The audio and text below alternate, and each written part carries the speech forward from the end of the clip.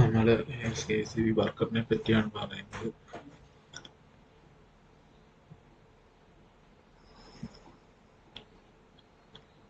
NIMI Electrician Theory, a comprehensive overview of first and second year textbooks mapped dynamically for electrician trainees and KCB worker aspirants. അപ്പോൾ NIMI Electrician Theory book textbook first and second year textbook എന്ത് ചെയ്യുന്നു, ഈ electrician ട്രെയിനീസും KCB worker ആസ്പിരൻസിനും വേണ്ടി തയ്യാറാക്കിയത്.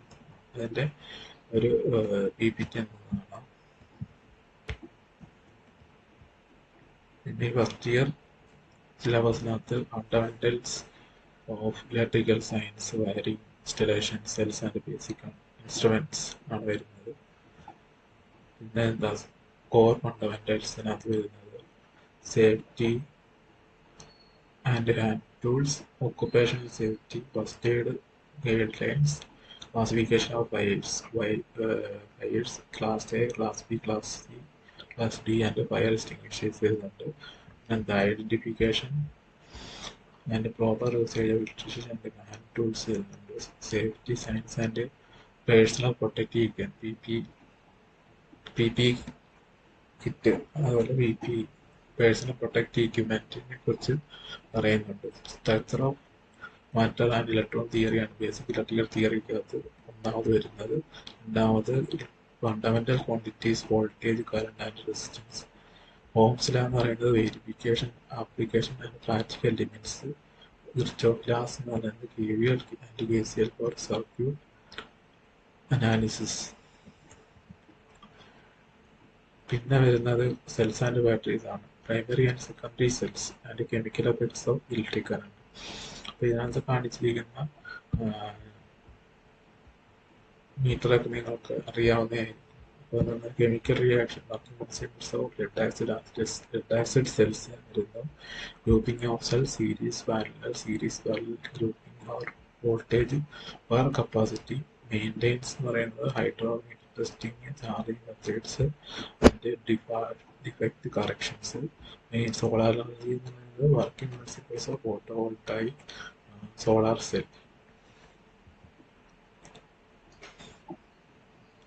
ഉദാഹരണത്തെ നമ്മുടെ AC circuits and meters വരുന്നത് എന്താണ് ആൾട്ടർനേറ്റിംഗ് കറണ്ട് പാരാമീറ്റേഴ്സ്,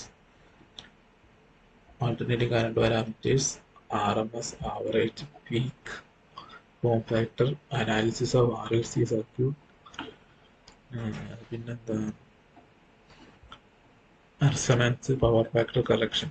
മെഷറിംഗ് ഇൻസ്ട്രുമെന്റിനകത്ത് വരുന്നത് classification of meter MC and MI. പിന്നെ പറയുന്നത് watt meters, meters and extension of range using shunt bar multipliers. ഈ വയറിംഗ് ആൻഡ് എർത്തിങ്. അടുത്തത് വരുന്ന IE റൂൾസ് വരുന്നുണ്ട്. Types of domestic wiring, conduit and casing, earth testing using megger, installation of earth electrode എല്ലാം വരുന്നുണ്ട്.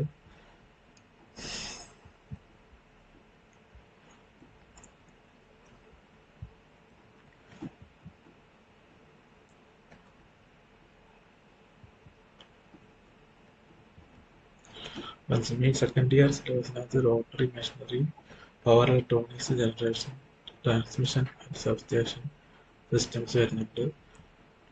Generators and മോട്ടേഴ്സിനകത്ത് DC generators, principle of Faraday's law വരുന്നുണ്ട്. Construction parts, commutator action, EMF classification, shunt, series, compound motor generator and comparison വരുന്നുണ്ട്. DC motors സെക്ഷനകത്ത് production of back EMF, torque equation, starters, 3.4 point, speed control methods, maintenance procedures. അതുപോലെ power system second year വരുന്നതാണ്.